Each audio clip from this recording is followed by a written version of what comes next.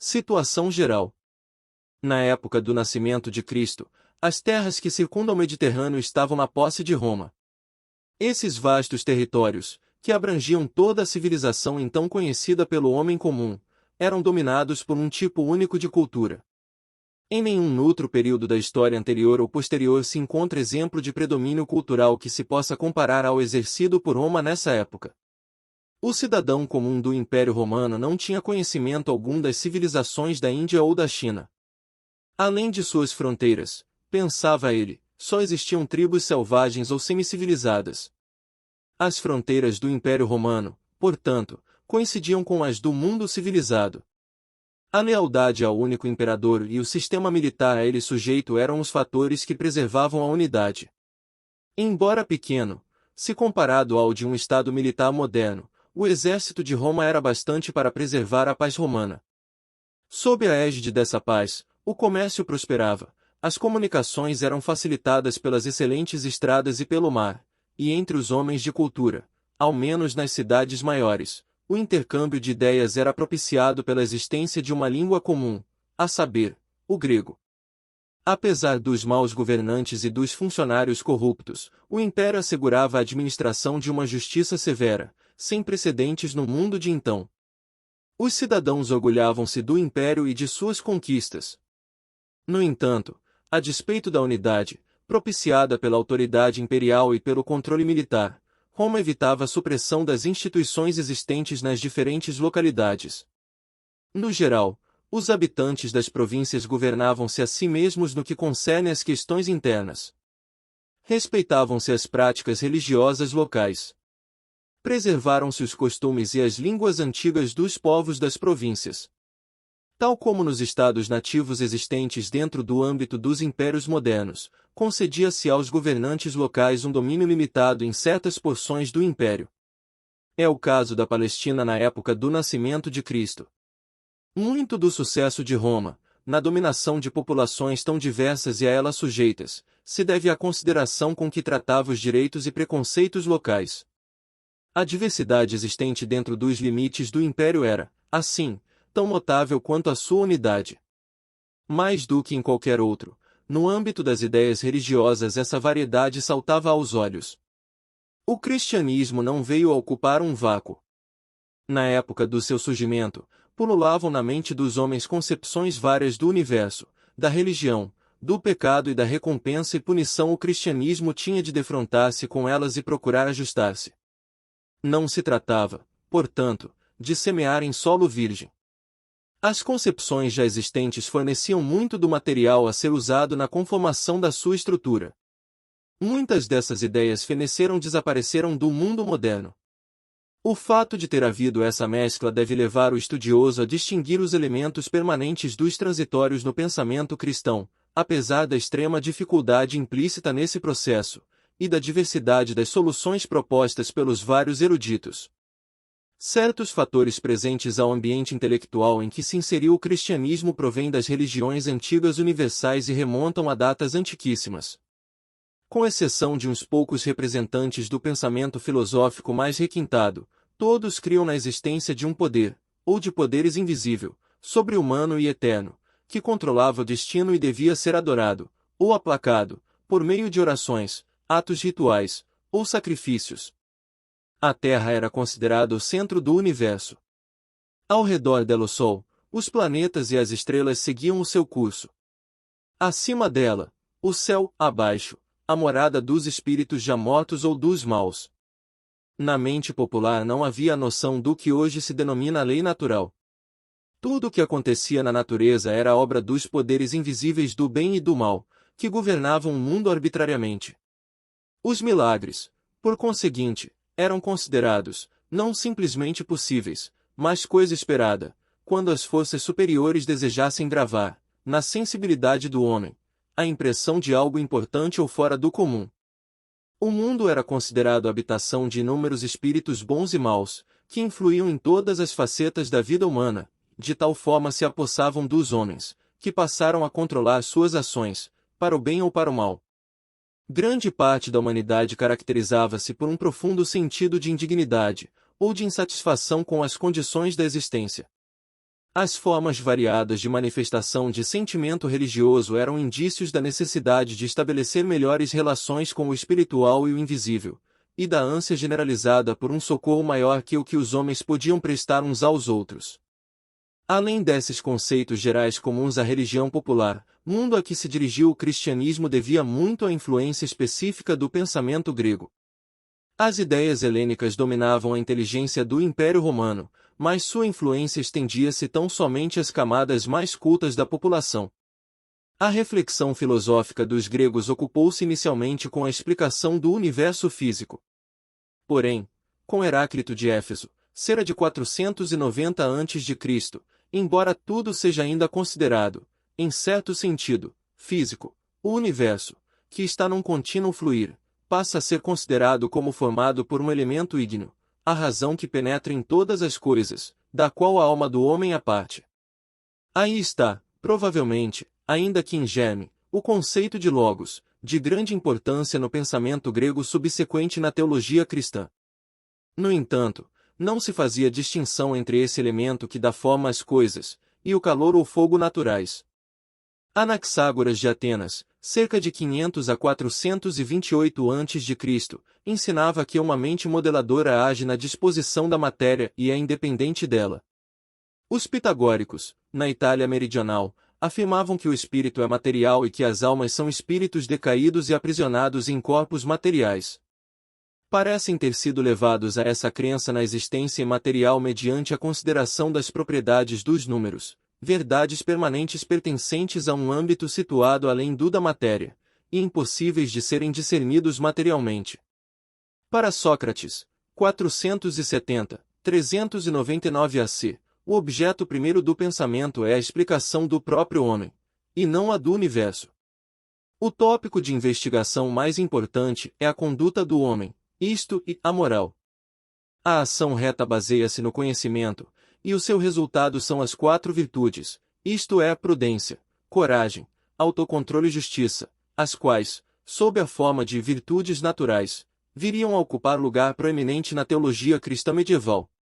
A identificação da virtude com o conhecimento, vale dizer, a doutrina de que o conhecer leva necessariamente ao agir, transformou-se num legado desastroso para todo o pensamento grego e veio a influenciar muito a reflexão cristã, particularmente o gnosticismo do século II. Foi em Platão, 427, 347 a.C., discípulo de Sócrates, que o espírito grego chegou ao ápice de suas conquistas. Dele se pode dizer, com justeza, que foi um homem de piedade mística e de percepção espiritual muito profunda. Para Platão, as formas passageiras do mundo visível não fornecem conhecimento real. O conhecimento do que é de fato permanente e real provém do conhecimento das ideias, que são os arquétipos ou padrões universais e imutáveis existentes no mundo espiritual invisível. Este é um mundo inteligível, já que é conhecido pela razão e não pelos sentidos. As ideias dão aos fenômenos passageiros, presentes aos nossos sentidos, tudo o que de real eles possuem. A alma conheceu essas ideias numa existência anterior à presente. O que os fenômenos do mundo visível fazem é chamar à lembrança ou rememorar as ideias anteriormente conhecidas. A alma, cuja existência é anterior à do corpo, é forçosamente independente deste e não é afetada pelo fato da sua decadência. Esse conceito de imortalidade como atributo da alma, de que o corpo não participa, sempre influi no pensamento grego e contrasta claramente com a doutrina hebraica da ressurreição. As ideias não têm todas o mesmo valor, as mais elevadas são as do verdadeiro, do belo e, especialmente, a do bem. Platão talvez não tenha chegado à percepção clara de um Deus pessoal, tal como corporificada na ideia do bem, mas não há negar que se aproximou dela. O bem, e não o acaso, governa o mundo, é a fonte dos bens menores e deseja ser imitado nas ações dos homens. O reino das ideias é a verdadeira morada da alma, e é em comunhão com elas que esta atinge a sua perfeita satisfação. A salvação consiste na reconquista da visão da bondade e da beleza eternas. Aristóteles, 384, 322 AC, era um espírito muito menos místico do que Platão. Para ele o mundo visível era uma realidade insofismável. Rejeitou a distinção radical entre ideia e fenômeno, feita por Platão. Aquela não pode existir sem este. Exceto no caso de Deus, que é totalmente material, cada existência é uma substância, resultado da impressão da ideia, enquanto força formativa, sobre a matéria, que é o conteúdo. Em si mesma a matéria não passa de substância potencial. Sempre existiu, embora nunca sem forma. O mundo, portanto, é eterno, já que não existe um reino de ideias anterior à manifestação destas em fenômenos. O mundo é o objeto primeiro do conhecimento. Aristóteles é, de fato, um cientista. As mudanças do mundo exigem o impulso de um primeiro motor, que, por sua vez, é imóvel. Aí está a base do célebre argumento aristotélico da existência de Deus. Mas o primeiro motor age com propósito inteligente. Deus é, por conseguinte, não só o começo, mas o fim do processo de desenvolvimento do mundo. Homem pertence ao mundo das substâncias. Ele é composto, porém, não só de corpo e alma sensível, característicos do animal, mas também de uma fagulha divina, um logos, que o homem tem em comum com Deus e que é eterno, embora essencialmente impessoal, ao contrário da concepção platônica de espírito. No que tange à moral, Aristóteles afirmava que o alvo é a felicidade ou o bem-estar, atingido mediante a preservação cuidadosa da via média ideal. Não foi grande o avanço da filosofia grega, do ponto de vista científico, depois de Platão e Aristóteles. No entanto, a influência direta destes dois pensadores era pequena ao tempo de Cristo. 250 anos após o seu nascimento, surgiria uma forma modificada de platonismo, o neoplatonismo, de grande importância, que afetou profundamente a teologia cristã, notadamente a de Agostinho. Aristóteles viria a influenciar poderosamente a teologia escolástica do fim da Idade Média. Esses antigos filósofos gregos tinham considerado o homem especialmente à luz do seu valor para o Estado. As conquistas de Alexandre, que morreu em 323 a.C., trouxeram grande mudança na perspectiva do homem daquele tempo. A cultura helênica estendeu-se ao mundo oriental, mas os pequenos estados gregos deixaram de ter expressão como entidades políticas independentes. Tornou-se difícil manter, em relação às novas e vastas unidades políticas, a mesma devoção que, por exemplo, Atenas independente tinha evocado nos seus cidadãos. A ênfase deslocava-se para o indivíduo como entidade independente. E era em termos de vida individual que a filosofia tinha agora de ser interpretada. De que maneira poderia o indivíduo tirar o máximo proveito da sua vida? A essa pergunta crucial para a época ofereciam-se duas respostas. Uma delas era totalmente contrária à índole do ultracristianismo e, portanto, impossível de ser usada por este. Tinha certas afinidades com ele, e, por conseguinte, estava destinada a exercer grande influência sobre a teologia cristã. Referimo-nos ao epicurismo e ao estoicismo. Epicuro, 342, 270 AC, que passou a maior parte de sua vida em Atenas, ensinava que a satisfação mental é o alvo mais alto do homem, e que esse estado é mais perfeito quando é passivo. Consiste ele na ausência de tudo quanto perturba e importuna. Vê-se desde já porque Epicuro não merece as censuras frequentemente assacadas ao seu sistema. Na realidade, sua vida demonstra que ele foi um asceta. Os piores inimigos da felicidade mental, dizia ele, são os temores injustificados, dos quais o principal é o horror à ira dos deuses e à morte. Ambos são temores infundados. Os deuses existem, mas não criam nem governam o mundo. Como Demócrito, 470, 380 a.C., Epicuro afirmava que o mundo tinha sido formado pelo acaso, e pela combinação sempre nova de átomos eternamente existentes. Tudo é material, inclusive a alma do homem e os próprios deuses. A morte é o fim de tudo. Isso não significa que seja um mal, pois não subsiste nela a consciência de coisa alguma. Enquanto religião, portanto, o epicurismo consistia numa forma de indiferentismo. Essa escola espalhou-se rapidamente. Na sua brilhante de Reronatura, o poeta romano Lucrério, 98, 55 a.C., exprimiu o aspecto mais nobre do epicurismo, mas a influência do sistema como um todo foi de caráter destrutivo, e levava a um conceito sensual de felicidade. Contemporâneo de Epicuro, Euêmero, cerca de 300 a.C., ensinava que os deuses das velhas religiões não passavam de homens deificados, cuja aura de divindade provinha de mitos e tradições a seu respeito.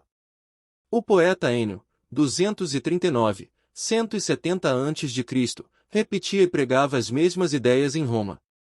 Paralelamente ao epicurismo, surgiram ideias totalmente céticas, representadas pelo ensino de Pirro de Eleia, 360, 270 AC, e seus seguidores. Afirmavam eles que a natureza real das coisas nunca pode ser compreendida. Mais que isso, a escolha de uma linha de ação é sempre dúbia. Na prática, Pirro, como Epicuro, pregava o afastar-se de tudo que importuna e perturba, como ideal de vida. O cristianismo pouco teria em comum com tais teorias, embora os apologistas viessem a fazer uso das ideias de Euêmero, nos seus ataques à mitologia pagã, e os pais lançassem mão de argumentos herdados do ceticismo, com o fito de fazer valer sua afirmação de que a razão humana limitada é severamente outra grande resposta era a do estoicismo, o exemplo mais nobre do pensamento ético pagão antigo. Entre o cristianismo e o estoicismo havia, em algumas facetas, grandes pontos de aproximação, em outras, grande distância. Seus líderes eram Zenão, 264 a.C., Cleantes, 301, 232 a.C., e Crisipo, 280, 207 a.C. Embora originário de Atenas, desenvolveu-se com mais intensidade fora da Grécia, especialmente em Roma, onde Sêneca, 39 a.C., 65 d.C., Epicteto, 60 d.C., 7, e o imperador Marco Aurélio, 121, 180 d.C., tiveram grande influência. O estoicismo era muito atuante em Tarso durante os primeiros anos da vida do apóstolo Paulo, sendo, antes de mais nada, um grande sistema ético, embora alguns o considerassem religião. Sua ideia do universo era curiosamente materialista. Tudo o que é real é físico, embora haja grande diferença na espessura dos corpos, sendo os mais grosseiros penetrados pelos mais finos. Fino e grosseiro correspondem, em linhas gerais, às distinções comuns entre espírito e matéria. O estoicismo estava próximo da ideia de Heráclito, se bem que a tivesse modificado bastante. A fonte de tudo, a influência modeladora e harmonizadora do universo, é o calor vital, a partir do qual tudo se desenvolveu mediante graus de tensão. Ele penetra todas as coisas e para ele tudo retorna. Muito mais que o fogo de Heráclito, a que se assemelha, ele é a alma universal inteligente, autoconsciente, a razão disseminada por todas as coisas, o Logos, do qual a razão humana é parte. É Deus, vida e sabedoria de tudo. Ele está verdadeiramente dentro de nós. E nós, então, podemos seguir o Deus que está dentro de nós. Por isso, é possível dizer, como Cleantes dizia de Zeus, também nós somos geração tua. Os deuses populares são meros nomes aplicados às forças que emanam de Deus.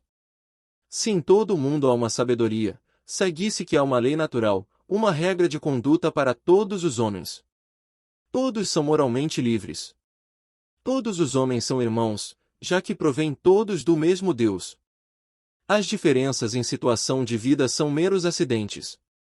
O supremo dever é seguir os ditames da razão na situação em que cada um se encontra, e isso é igualmente digno de louvor, quer seja o indivíduo imperador quer seja escravo.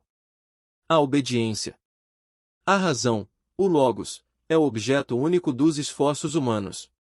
A felicidade não é o alvo a ser perseguido, embora o cumprimento do dever tenha como subproduto a felicidade. Os principais inimigos da obediência perfeita são as emoções e a sensualidade, que pervertem a capacidade de julgamento. Delas deve o homem afastar-se.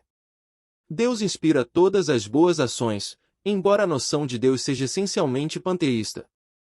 A teologia cristã viria a sofrer profundamente a influência da extrema atitude ascética do estoicismo, da sua doutrina da sabedoria divina que tudo impregna e governa, o Logos, da insistência em que todos os que agem retamente são igualmente merecedores, seja qual for sua posição, e da afirmação da irmandade essencial de todos os homens. Nos seus representantes mais notáveis, o credo estoico e seus resultados atingiram estatura nobre. No geral, porém, era uma doutrina dura, estreita e pouco simpática, reservada a uma pequena elite. O próprio estoicismo reconhecia que poucos poderiam atingir o padrão de excelência por ele pregado. Daí o tom de orgulho presente em muitos dos seus representantes, muito mais flagrante quando se compara com o espírito de humildade presente no cristianismo. No entanto, o estoicismo mesmo assim teve efeitos notáveis. Deu a Roma excelentes imperadores e funcionários do Estado. Nunca chegou a tornar-se um credo realmente popular, mas era seguido por pessoas de influência e posição elevada no mundo romano, e modificou para melhor a lei romana, introduzindo na jurisprudência o conceito de lei natural, expressa na razão e superior a quaisquer estatutos humanos arbitrários. Seu ensino de que todos os homens são, por natureza, iguais amenizou gradualmente as facetas mais perversas da escravatura, propiciando a muitos conquistarem a cidadania romana. Durante o período em que surgiu o cristianismo, os antigos sistemas filosóficos sofreram mudanças notáveis. A tendência ao sincretismo era largamente difundida e as várias escolas influenciavam-se mutuamente. Por exemplo, a ética rigorosa original dos estoicos foi modificada pela ideia do termo médio aristotélico. O célebre filósofo estoico Posidônio, 135, 51 a.C., mostra influência platônica. Foi, aliás, um dos espíritos mais universais da antiguidade. A preocupação racional e mística somou a de historiador e geógrafo. É evidente em Plutarco, vide abaixo, o caráter eclético do platonismo médio. Nele misturam-se temas estoicos, aristotélicos e pitagóricos. O caráter sincrético do pensamento helênico torna-se evidente em muitos dos pais da Igreja. Apesar da disseminação do epicurismo e do estoicismo, pode-se dizer que, ao tempo de Cristo, a tendência principal do pensamento mais refinado em Roma e nas províncias encaminhava-se em direção ao monoteísmo panteísta, ao conceito de Deus como bom contrastando com o caráter amoral das antigas divindades gregas e romanas, a crença numa providência divina soberana, a ideia de que a verdadeira religião não consiste em cerimônias mas em imitação das qualidades morais de Deus e é uma atitude mais humana para com as criaturas.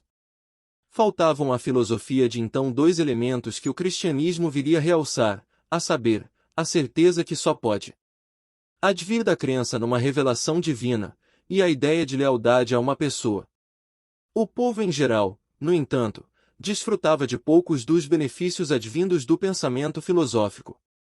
Campeava no seu meio a superstição mais crua. Se é verdade que o predomínio das velhas religiões da Grécia e de Roma diminuíra, não menos verdade é que o povo comum permanecia na crença em deuses muitos e senhores vários. Cada cidade, cada profissão, a agricultura, a primavera, o lar, os eventos principais da existência, o casamento, o nascimento tudo tinha o seu patrono na pessoa de um deus ou deusa. Essas noções viriam mais tarde a aparecer na história cristã sob a forma de veneração de santos. Adivinhos e mágicos, especialmente os de raça judaica, faziam comércio próspero entre os ignorantes. Acima de tudo, o povo em geral estava convicto de que a preservação do culto religioso histórico dos deuses antigos era necessária à segurança e perpetuação do Estado. Se esse culto não fosse praticado, os deuses exerceriam vingança por meio de calamidades. Foi essa opção que deu causa a muitas das perseguições movidas contra o cristianismo. Essas ideias populares não encontravam oposição da parte dos mais cultos, os quais, em geral, admitiam que as velhas religiões tinham valor policial, e consideravam as cerimônias do Estado como uma necessidade do homem comum. Sêneca expressou sem rodeios a opinião dos filósofos, ao declarar que o homem sábio observa todos os costumes da religião tais como ordenados pela lei, e não como agradáveis aos deuses. Eram as massas que apelavam os pregadores cínicos desse período. A corrupção moral do império favoreceu o reavivamento desse antigo credo de independência e autossuficiência. Seu campeão fora Diógenes de Sinopse, 400-325 a.C. Embora muitos desses pregadores itinerantes fossem grosseiros e mesmo obscenos, havia os que eram dignos de honra, como o de Crisóstomo, 40, depois de Cristo 112, que discursava contra o vício e a sensualidade, propunha a vida do campo como muito superior à do citadino abastado, e proclamava uma mensagem de harmonia mundial e verdadeira piedade, fundamentada na ideia universal e inata de Deus. É possível perceber alguma influência da vida ascética e itinerante do cínico sobre o desenvolvimento do monaquismo cristão. Por razões patrióticas, os imperadores mais atilados procuraram fortalecer as religiões populares antigas e transformá-las em adoração do Estado e do seu chefe. Na verdade, foi nos dias da República que começou a deificação patriótica do Estado romano. Já em 195 a.C. encontra-se em Esmina o culto da Dea Roma. Essa reverência era favorecida pela popularidade do Império nas províncias, já que ele assegurara um governo melhor do que o da República. Em 29 a.C. Pérgamo já dispunha de um templo dedicado a Roma e Augusto. Espalhou-se rapidamente esse culto dedicado ao governante como corporificação do Estado ou, melhor dizendo, ao sem-gênio, ou espírito que nele habitava. Criou-se logo um sistema sacerdotal patrocinado pelo Estado, dividido e organizado em províncias, encarregado da celebração não só do culto como também dos jogos anuais, em larga escala. Foi essa provavelmente a organização de caráter religioso mais desenvolvida ao tempo do Primeiro Império. Ainda está por ser verificado com exatidão o grau de influência que exerceu sobre as instituições cristãs. Do ponto de vista do homem moderno, havia nesse sistema muito mais patriotismo do que religião. Mas a sensibilidade cristã primitiva considerava a adoração do imperador absolutamente reconciliável com a fidelidade a Cristo. A descrição da Igreja de Pérgamo, AP 2.13, é exemplo típico dessa opinião. Para os romanos, a recusa dos cristãos em render culto ao imperador parecia pura e simples traição, razão por que se iniciou a grande era dos mártires. A necessidade que o homem tem de religião é muito mais profunda do que a de filosofias ou cerimônias. Só o homem excepcional se satisfaz com uma doutrina filosófica. As cerimônias atraem maior número, mas não bastam aos que exercem com mais zelo capacidade de raciocínio, nem aos dotados de um sentimento agudo de indignidade pessoal. Surgiram tentativas de reavivar o paganismo popular mais antigo, já moribundo. Muitos dos primeiros imperadores mostraram-se grandes construtores e protetores de templos. O exemplo mais típico e notável de tentativa de reavivamento e purificação da religião popular é o de Plutarco, 469 d.C., 120, de Queroneia, na Grécia. Criticando a mitologia antiga, Plutarco rejeitava tudo que subentendesse a prática de atos cruéis ou moralmente indignos por parte dos deuses. Há um só Deus, afirmava ele. Os deuses populares são personificações de atributos seus, ou espíritos subordinados.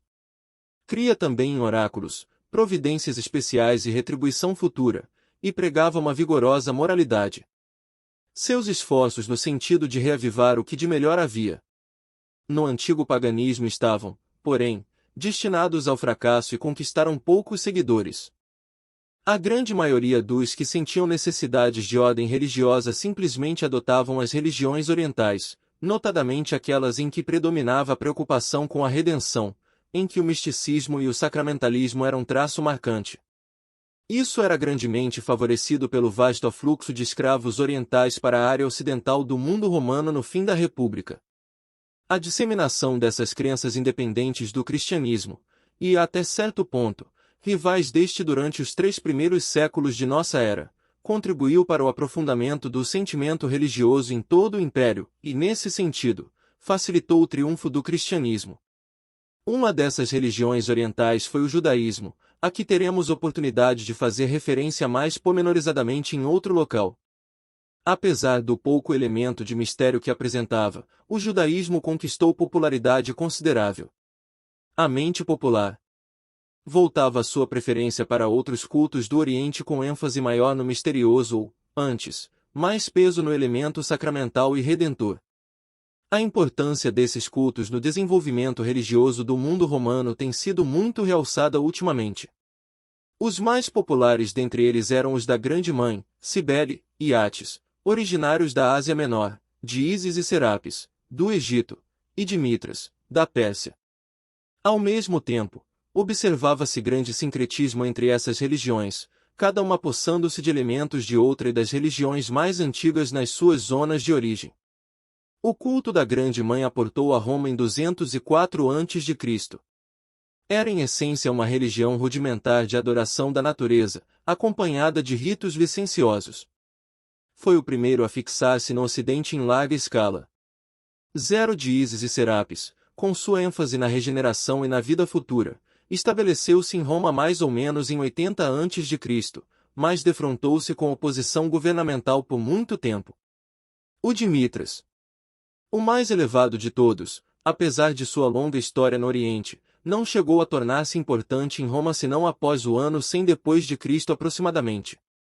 Seu período áureo de crescimento foi na última parte do século II e no século III. Era preferido especialmente pelos soldados. Nos últimos anos ao menos do seu progresso no Império Romano, Mitras foi identificado como o Sol Invictus dos imperadores imediatamente anteriores a Constantino. Como outras religiões de origem persa, tinha uma visão dualista do universo. Todas essas religiões pregavam um Deus redentor e originavam-se do culto à natureza.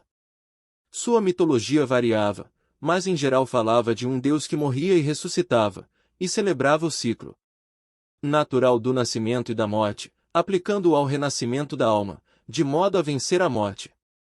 Outra constante nessas religiões era a afirmação de que os iniciados participavam, de modo simbólico, sacramental, das experiências do Deus, morriam com ele ressurgiam, tornavam-se participantes da natureza divina, geralmente por meio de uma refeição de que o próprio Deus simbolicamente partilhava, tornando-se também partícipes da sua imortalidade. Todas essas religiões tinham ritos secretos reservados aos iniciados e atos de purificação mística, sacramental, dos pecados. Nas religiões de Ísis e Serapis essa purificação se dava por meio do banhar-se em águas sagradas. Nas da Grande Mãe de Mitras, por meio do sangue de um touro taurogolium, no qual os iniciados renasciam para sempre, segundo rezam algumas inserções. Todas elas prometiam vida futura feliz para os fiéis. Em sua atitude para com o mundo, eram todas mais ou menos ascéticas. Algumas, como, por exemplo, o mitraísmo, pregava a irmandade e igualdade essencial de todos os discípulos. Não parece haver dúvida de que o desenvolvimento da primitiva doutrina cristã dos sacramentos foi afetado, se não diretamente por essas religiões, ao menos pelo ambiente religioso que elas ajudaram a criar e com o qual muito bem se coadunavam. Resumindo a situação do mundo pagão na época do nascimento de Cristo, pode-se dizer que eram evidentes certas necessidades religiosas, mesmo em meio à grande confusão expressas em formas as mais variadas. Asterisco para fazer face às exigências da época. Uma religião teria de pregar um Deus único e justo, embora deixasse lugar para inúmeros espíritos, bons e maus.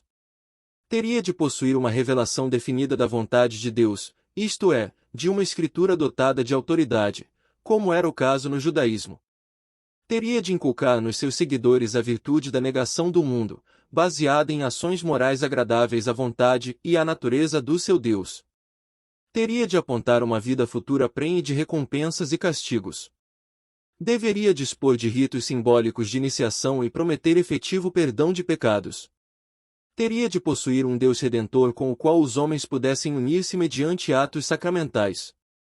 Deveria pregar a irmandade de todos os homens, ou, ao menos, de todos os seus seguidores. Por mais simples que fosse o seu começo, o cristianismo tinha de possuir tais características, ou delas apropriar-se, a fim de conquistar o Império Romano, ou tornar-se uma religião universal. Em sentido muito mais amplo do que se pensava, o cristianismo surgiu na plenitude dos tempos.